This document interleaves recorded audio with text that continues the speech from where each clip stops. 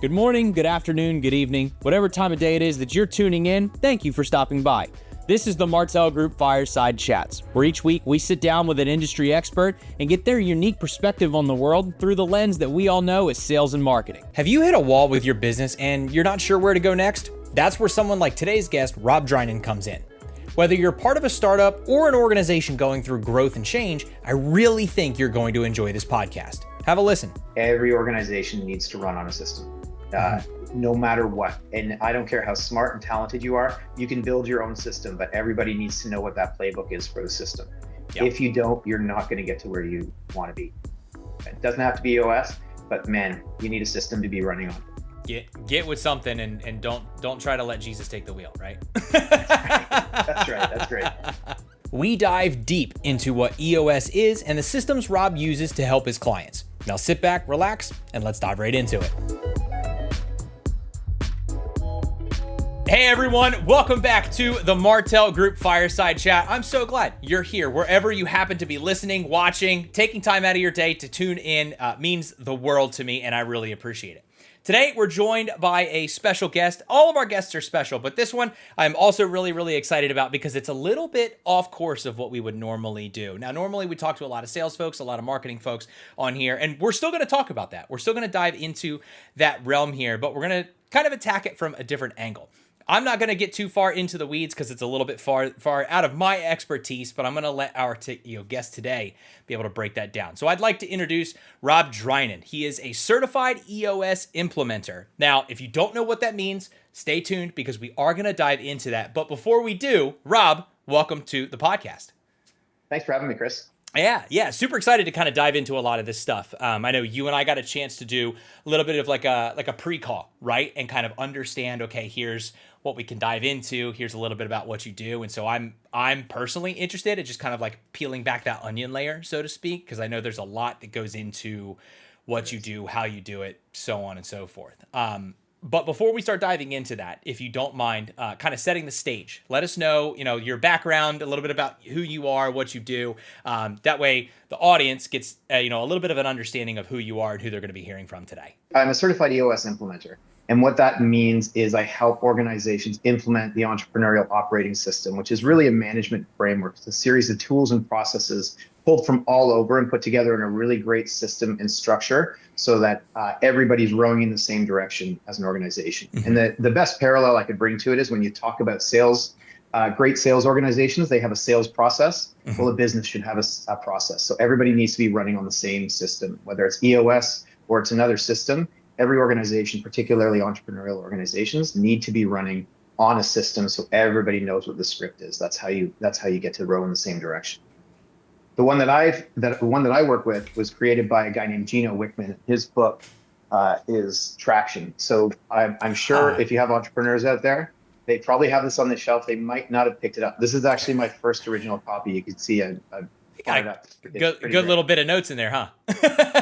yeah, a little bit. I fell in love with it about 8 years ago. Mm-hmm. And so I was consulting at the time. I was helping organizations move from what I call founder-led to mission-driven. Mm-hmm. So that's usually around 25 headcount to 75 headcount. What I found was organizations who were created by a founder often operate around that founder. So they're the center of the universe. Everything falls from them. And so decisions are made based on what they want and so on. It's not the best way to run an organization if you want to scale, right? Mm-hmm. And the founder gets burnt out. They don't get to go on vacation. They miss their family. There's some type of entrepreneurial debt that they have to pay for doing this. Mm-hmm. And so I started helping organizations move from that. I was doing pretty well on my own system, but my results were inconsistent. And the way I would describe that is as a consultant, I would come in and I'd look under the hood and I'd come back to the leadership and say, hey, here are 15 things you should do to change the business. And they would do the 8 easiest ones and leave the other ones and wonder why things didn't change. So that was frustrating to me. And so when I read Traction, what I realized is I was doing the wrong thing. I'm trying to tell them how to run their business where they should collectively decide the right way, the right decisions for the business. And it puts the ownership back on them. And that's why EOS is so great. It's a system, it's a structure, but the ownership of all the results is on the leadership team themselves and on the team. Yeah. Is it safe to say, and please tell me if I'm wrong here, that, you know, the EOS system, it sounds like at its core level, right, there is a base function for how you're able to implement, but obviously, like, you change the details from situation to situation, right? Yeah, it's pretty prescriptive, and the conversations are what is different. So Sure. you have to use the system, use the tools and processes the way they are designed, and my job is to help you implement them. But I mean, you can pick up this book. So we know that there's about 800 people around the world that do what I do, 800 implementers. Okay. We've implemented the system for about 30,000 companies. Wow. But we know that there's about 300,000 companies running on EOS because they've read the book, they've implemented the tools to a certain degree. Not everybody hires someone like me. I find about half the clients I work with, they self-implemented, say, hey, this thing is pretty good, it works. Yeah. We want to get better at it, and then they bring me in. Gotcha. Now, was this always the track for you? You know, have you always been looking to go down kind of like this coach, mentor, like teacher type route where you're helping people implement this kind of stuff, or was it a journey to get to where you are now?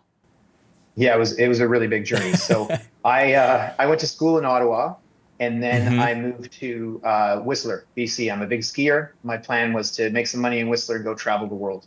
Love that. And I didn't. I ended up starting a business in Whistler, and it was going pretty well. I ran it for about 7 years, but I'm from Toronto. My father got ill, so I had to move back to Toronto. And when I went to sell the business, I realized all I had was a great revenue stream. Everything was in my head. I didn't have a business. There was nothing really to sell. So that was a really tough lesson. Yeah.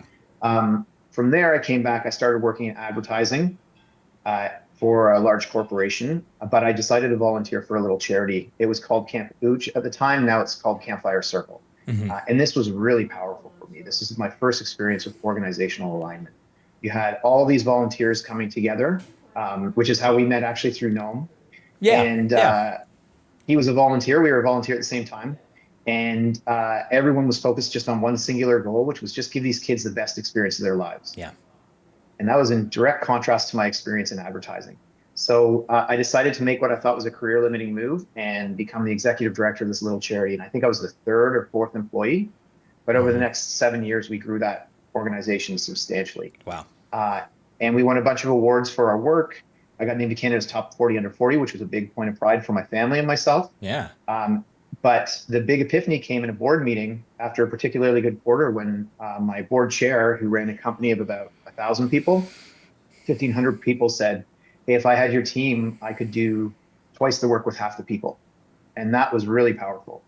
Yeah. And that sort of set me on this new path of helping other organizations move from founder-led to mission-driven, because working in a nonprofit, you realize you are not the most important person in the room. Yep. And so you want to have everybody singing from the same song sheet. That's how you get that high efficiency, that high productivity, and you're able to execute on the mission really, really well.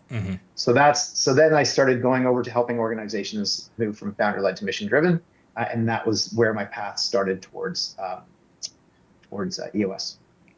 Yeah, I love that, and I love the message of you know, going from founder-led to mission-driven, and it sounds like there's some comparisons for that type of phrase in how you do, you know, everything that you do with EOS, right? You know, it's kind of being able to implement that. I think you made the comparison earlier where it's like everybody kind of goes around the founder and follows them, but that's not a good way to scale an organization if that's your goal, right? You have to be more mission-driven and you have to follow certain procedures in order to be able to scale at whatever rate that you want to. You got it. If you don't want to grow, don't implement EOS. I mean, there's other reasons to do it, sure. But don't pay someone like me to do it. You can get the efficiencies from reading the book, but my job is to increase ROI. So whatever you pay me, I should be 10xing it for you. Yeah, yeah. Now, there's a lot of different directions that I want to go with this, because I like the story that you have, and I love, you know, kind of just like understanding the methodologies behind this EOS, you know, system and kind of how you're implementing it and stuff like that.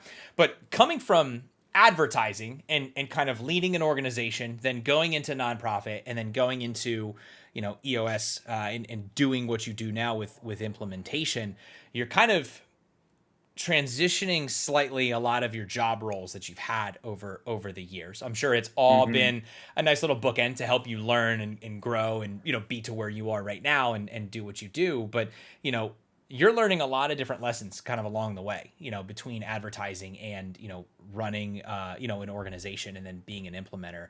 Like what are some big things that you've kind of held on to in terms of what you've learned that have kind of pushed you from, let's say through one glass ceiling to the next? Like what are those lessons that are keeping you going here, or that you've really stuck to over these last, however many years that you've had? That's a great question.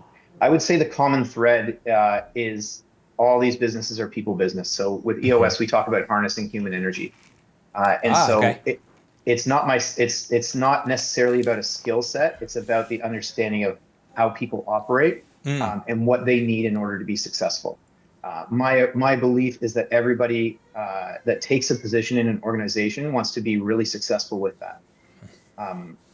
But they're usually not set up very well. Sometimes they're not equipped to do it, and that's okay too. Doesn't make them a bad person. Sure. But the whole idea that how do we create this structure so that people can really thrive in the organization, right? How do you, as a leader, manage people, give them all the tools and resources they need so that they can be successful? And if they aren't, you can help them move along to somewhere else that they're going to be successful.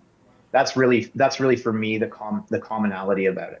And the power of not working in a not-for-profit, I think what it really gave to me, not-for-profits, when they're run well, are not too dissimilar to entrepreneurial organizations where they have to really manage the resources. You don't have money to burn. You're not generating profit, but any extra revenue that you generate gets fed back in to improving and accomplishing the mission.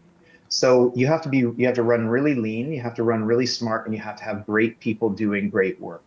And so that's where I focused most of my attention, was to make sure that the people we had were excellent at their jobs and they were fully equipped. And if they didn't have the things they needed, we got them. And that's not a nice to have, right? That's a necessary. Yeah. Yeah.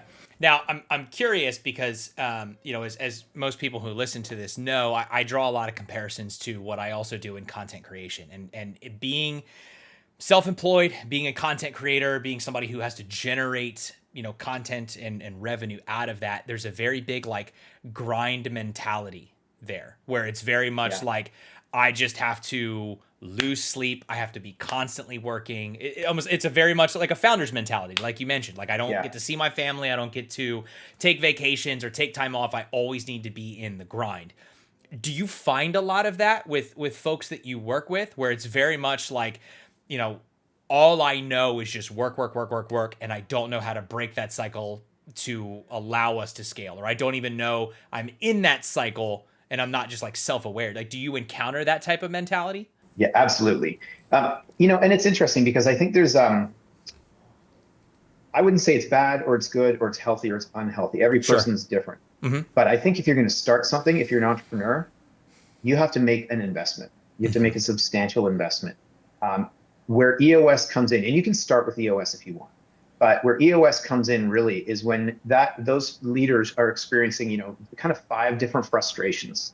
So they're experiencing that they have a lack of control, which might show up like they can't take vacation, or the external environment is impacting everything they do. There's chaos and they don't know how to get control of it. Right. There's this idea of, lack of profit. You keep investing and investing, but your profit isn't growing. You might make more revenue, but your profit is shrinking, right? That's another one. People issues are huge. 83% of the issues in a business are people issues. So whether you have the right people, meaning they share your core values, in the right seats, meaning they're great at their job, that's a really, really big one. How do you make sure you have those people? Where are you settling? How do you make those changes, right? And especially with entrepreneurs, they sort of, at certain points, they can't believe somebody actually wants to work in their little startup. Right. And they hold on to that person closely because it's so amazing. Or they go out and they try to collect great people or what they think are great talent that improves the status of the organization, not does the work, right? So that's a big symptom. And then, you're just hitting the ceiling. You're getting stuck, feeling frustrated with where you're at, but you can't break through. You're either hitting the ceiling as an organization or as a team or even as an individual. You're just kind of stuck. And then finally, whatever you're trying, it's just not working. So those 5 frustrations really drive, the purpose of EOS. And that's what we're trying to help is break through those ceilings and make sure that stuff's not happening. But what I find is that grind mentality at some point, it wears too thin. You're in entrepreneurial poverty. and you need to get out of it. You've compromised on your family, you've compromised on your health, you've compromised on your quality of life in some way, and you're not okay with accepting that any longer. So would you say then if I guess if you're trying to have somebody have an aha moment, like those are the things that you just listed where you'd be like, hey, do you feel any of these? Or are you taking a look at any of these, and these are pain points to what you have, like maybe we should sit down and have a further conversation? Is that kind of how the entry to that goes? Yeah. I think sometimes it's a moment of clarity for people where, they can ask themselves, where did you think you'd be by now?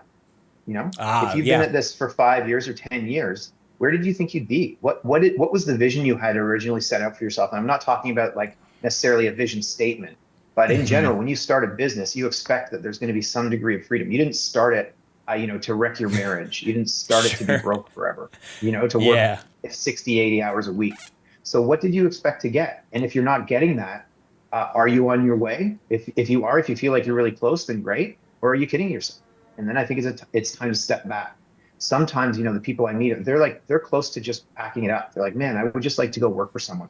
I don't want to have to lead people. I don't want to have to hire and fire people. I don't have to worry about if I'm going to make payroll.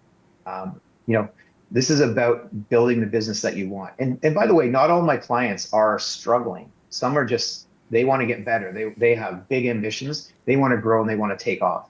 And that's really exciting too. Mm-hmm. That actually was going to be my next question are you dealing more with folks who are, stuck and they're asking themselves that question, like, oh, I wanted to be here in 5 years and I didn't even make it a quarter of the way? Or are you being approached by folks who are like, we need to find the next level. Like, we are running really well. We are a successful organization with whatever they do, but we're trying to get to here and the next level and we don't know how to do it. Like, is there a balance between those, or is it one over the other? Where's that fall for you?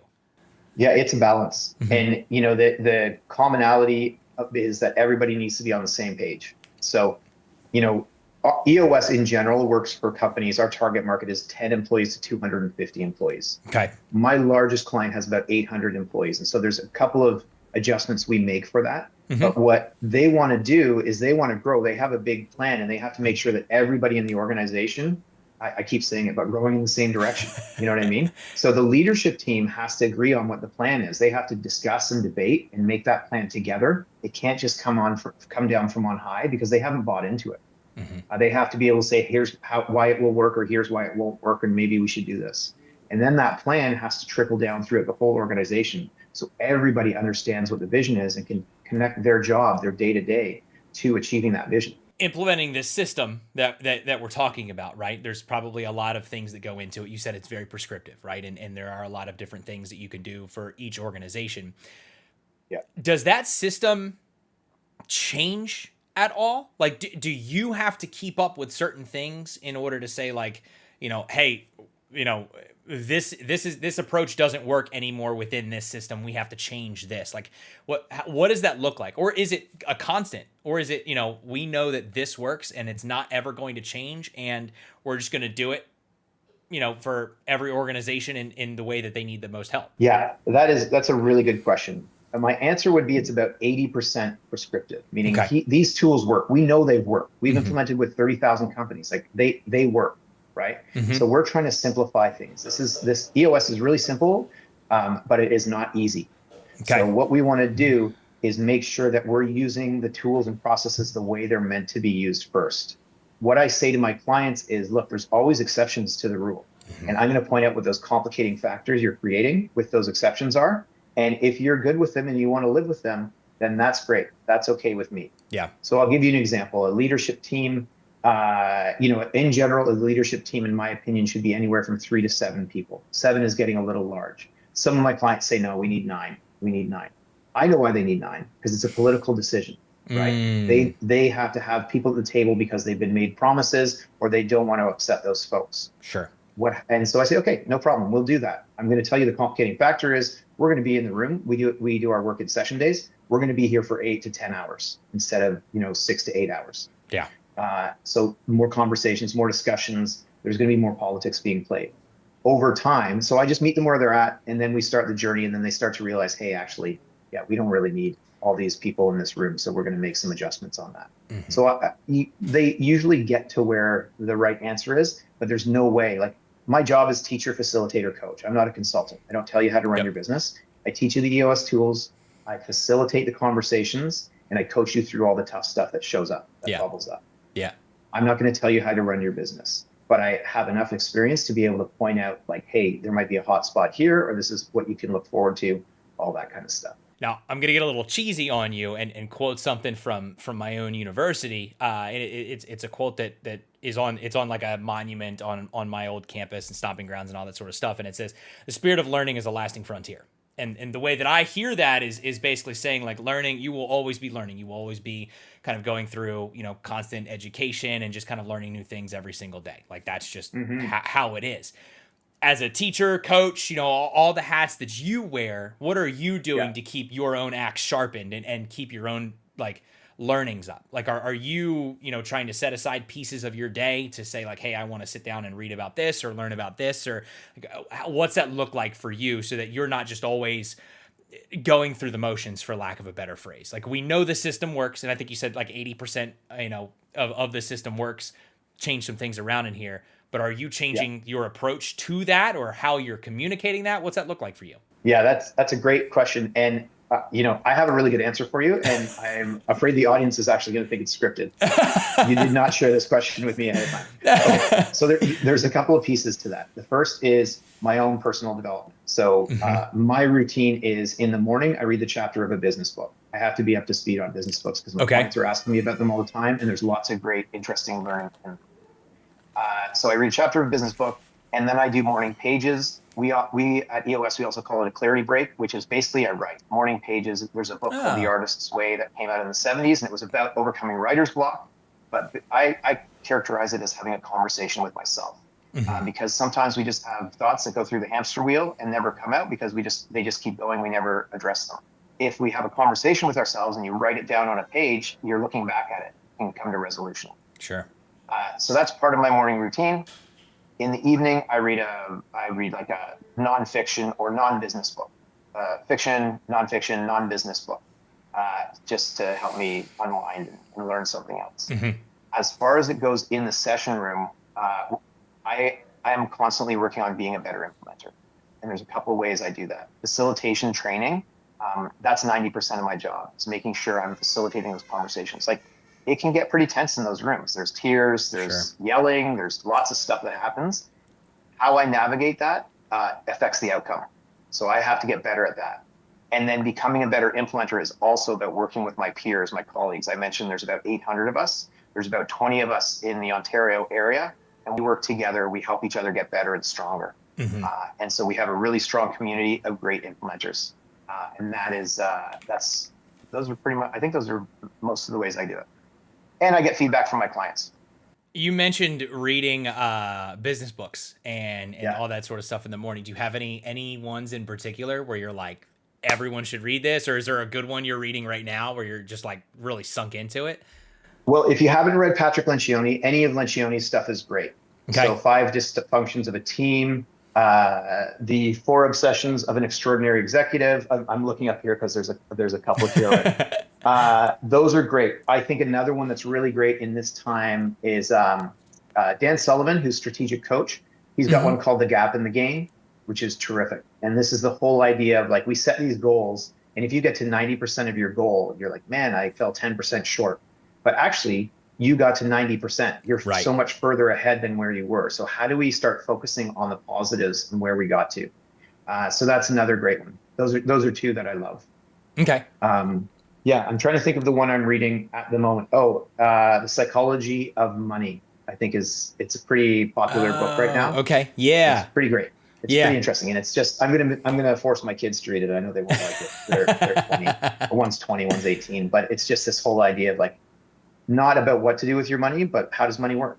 Yeah, I've got a handful of friends, I think, that have also read that book. And it's very much like a mind shift where it's like, okay, I need to understand the inner workings of all of this, and not just like, okay, I get this and it goes back out the door. It's like, okay, what's the process and how is it flowing, and how can I actually make it work for my goals and what I want to do and everything like that.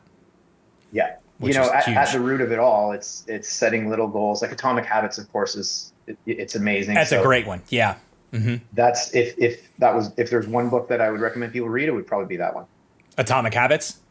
Yeah, I mean, it's at the root of everything, right? Yep. If you want to get anything done, if you want to get stronger, lose weight, have more money, get a better education, be better at your job, you got to create those little habits. What are the small things you do that lead to big things? Yeah, yeah. Honestly, I need to go back and read Atomic Habits again. I think I read it like that's one of those books that like you can read a couple times, like maybe once a year, once every other year, just like depending on how you take in information. But that's one of those ones that like the lessons in that book stick so well. And every time you go through and read them, you'll have another like growth perspective on those, you know, on those habits and on those, you know, everything that he recommends in that book. To where I tell everyone that they should pick up that book at least once, just to be able to kind of understand everything. Yeah, and he's a great storyteller too. That's one of the most valuable things about it. Like, I mean, listen, Good to Great. This is an amazing business. That's book. a good one. It's hard to read. It's dry, but it is. If you can get through it, you're going to learn a lot. Total curiosity from my part. You have mentioned how many like I don't think you said an exact number, but you said you know, hey, I've worked on a lot of different projects and I've done a lot of this. Clearly, you are an expert on what you do. Do you have any favorite stories? Now, you don't have to share like proprietary information or give away trade secrets or anything like that, but do you have any like favorite stories, you know, that you always try to reference, or favorite, you know, like series or clients that you've worked with where you were like, hey, this is what we did, this was the challenge, like this, like favorite things that you recall at all? Yeah, I've got a great story. It's an organization that is in the film business. Okay. And so I started working with them. They were one of my first clients. I started working with them about 5 years ago. They're in the creative services industry. And usually I find creative services industries don't like structure. They're not usually great business people. They like creating, they like going with the flow. And even when you talk about, you know, creative constraints, they're like, yeah, that's really great, but they just don't want them. Right. So we started working together and this organization started doing really, really well. And then COVID hit. Oh, no. And this founder of the organization, he and I went for a beer in Toronto. Like, we had to sit outside, and I can't remember what it was. If it was March or something, or November. I think it was actually November by that point. So we were sort of on the back half. And he's saying, like, I think I have to close the business down. I'm running into a deficit. I'm going to lose my house if I keep going. And that was a big, somber conversation. And so we talked about it a little bit. And we got to the point, you know, ultimately I said, okay, so what are you going to do? And he said, I think I'm going to stick it out. I think I can make it happen. And then through that time, he went back, he doubled down. I don't want to put this all on EOS. He used the system and structure, but he did a lot of heavy lifting himself. His leadership team rallied together and they muscled through and they built this organization back up and basically doubled it. And then were acquired by another company that came in and said, hey, this is the best the best run firm that we've seen. We're out there buying businesses. And this is the best run firm that we've seen yet. So he kind of was able to flip that script around, created some wealth for his family, some security. Awesome. And it was all ultimately a pretty great story. So, you know, he and I are still great friends till today. And that to me makes me feel really good that he didn't have to go through what he might have had to go through. Yeah, no, that's great. And I'm sure you have a lot of those types of success stories too, where it's, you're coming in and, you know, saving somebody or saving an organization or saving, and I'm sure there may be the flip side too, unfortunately, but the success stories that you probably have, at least for me, that would drive me more than anything. Like, that would just keep me going because, you know, hey, I know this works. I know what I've done for all these people. This may be hard, like you said, right? We may have some tough conversations, some yelling, some tears, some all that sort of stuff. But like, at the end of the day, you're helping a lot of these organizations to grow and to be very mission driven, like you said at the beginning of the conversation. Yeah, most of the other success stories are far less dramatic, that's for sure. But you know, what's really critical is this is kind of the other side of that teacher, facilitator, coach. I am helping them implement a system so they can be successful. Yeah. So their success isn't my success. I feel a lot of pride from it, but it's Sure. them doing all the heavy lifting. I'm just creating kind of the landscape for it. Yeah. So, for me, the real value is that those relationships and being able to see a prospering organization. Like I'm a big believer that small and medium organizations, I mean, everybody says it's almost cliche. They're the backbone of Canada and the US. Yeah. So if they're thriving, then our middle class is thriving, and we've got lots of people with great jobs. So that's where I get most of my pride. Yeah, I love that. No, that's great. I think you mentioned at the beginning of the conversation that there's about roughly 800 people like you, or you are one of 800 people that specifically implement this system. Now there are 7 billion people on the planet and stuff like that. That's a very small fraction. But if somebody was to come up to you and say, Rob, I'd love to do what you do, or I'd love to kind of start my journey, maybe not the exact journey you took through like advertising and nonprofit and stuff like that, but I'd love to kind of do a little bit of what you do, or start going down and exploring this as a career opportunity or as a job opportunity.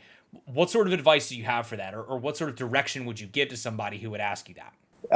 I think it's a great option.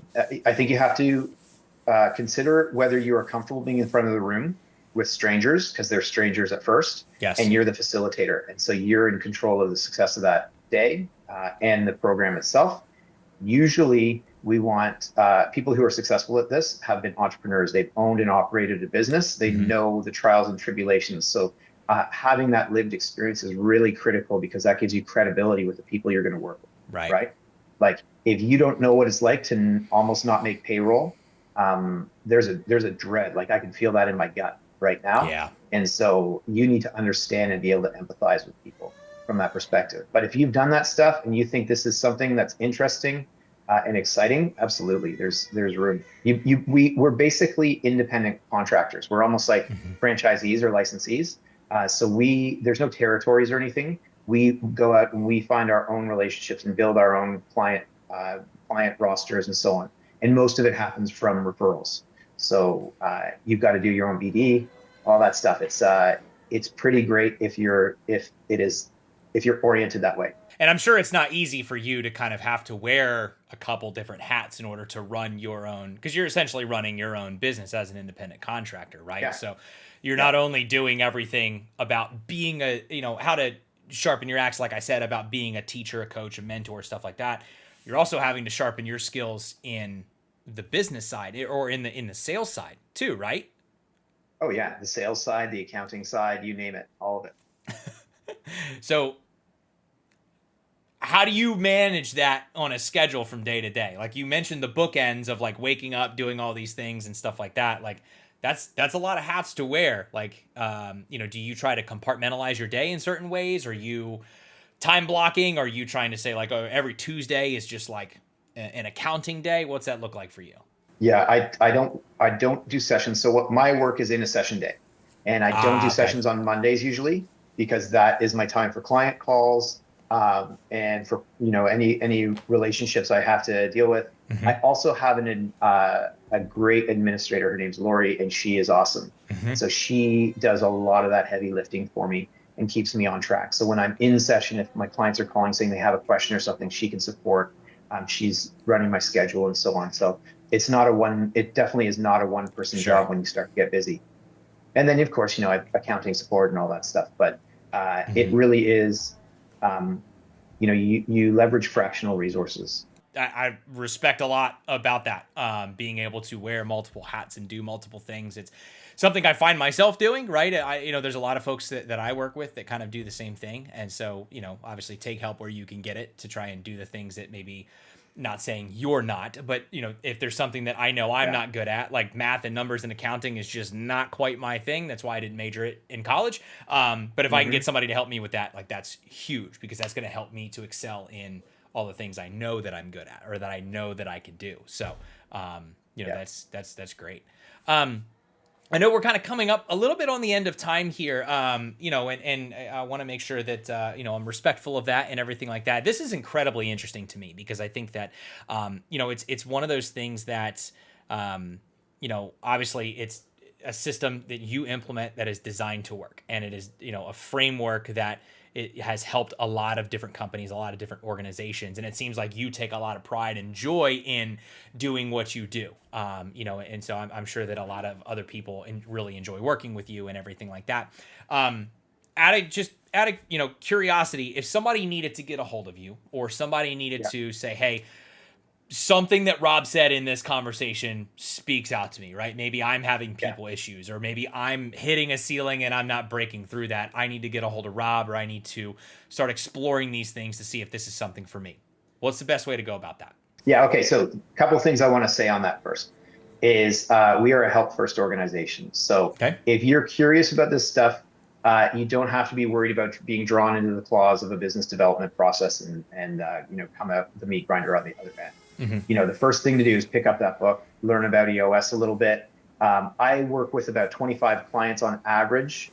That's about the max that I can handle. So if I'm not a good fit, you don't like my personality, or I speak too quickly for you or whatever, like I said, there's 800 of us. I'm happy to help you find the right person for the system. You might decide that you just want to do it on your own. I'm happy to give you any advice and any tools that I can to make sure that you can do that. If you want to talk about it, first place I would look would be my LinkedIn profile. So just connect with me. I'll be happy to connect, and you can send me a note, or you can reach out to me. Hopefully you can put my email address up. Yeah. Or I have a microsite on EOS, which is eosworldwide.com/Rob-Drynan, and we can put that up. But lots of ways to get a hold of me, and I'm happy to have those conversations. Yeah. But it sounds like step one, if I'm hearing you correctly, you know, pick up the book, start reading through that, see what you like about it, and then we can start going down further conversations from there. Is that right? Yeah, and we've got to find the right fit for you. So the right fit isn't always working with someone like me. But like I said, there's 300,000 companies that have implemented EOS. They're using it. There's something that works really well about it. Yeah, I love that. That's perfect. Before we sign off, Rob, any final thoughts? Anything else that maybe we missed that you want to kind of portray to the audience here? Yeah, it seems like common sense to me now, but it wasn't when I first started my first business, which is every organization needs to run on a system, no matter what. And I don't care how smart and talented you are, you can build your own system, but everybody needs to know what that playbook is for the system. Yep. If you don't, you're not going to get to where you want to be. It doesn't have to be EOS, but man, you need a system to be running on. Get with something and don't try to let Jesus take the wheel, right? That's right. That's great.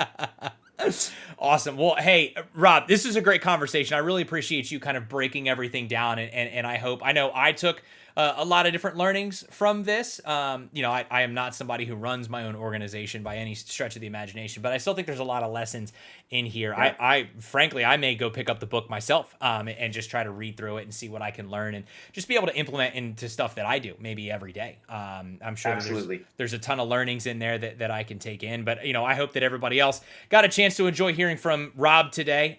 Rob, thank you once again for joining us. I really, really appreciate your time today. Thanks for the invitation, Chris. Shout out once again to Rob for spending some time with us for this fireside chat. If you have a favorite part you enjoyed, feel free to leave a comment down below and let us know your thoughts on this chat with Rob. Be sure to like the video, consider hitting the subscribe button, and turn on those notifications so you can be alerted when future chats go live on our channel. Thanks for listening, and as always, happy hunting.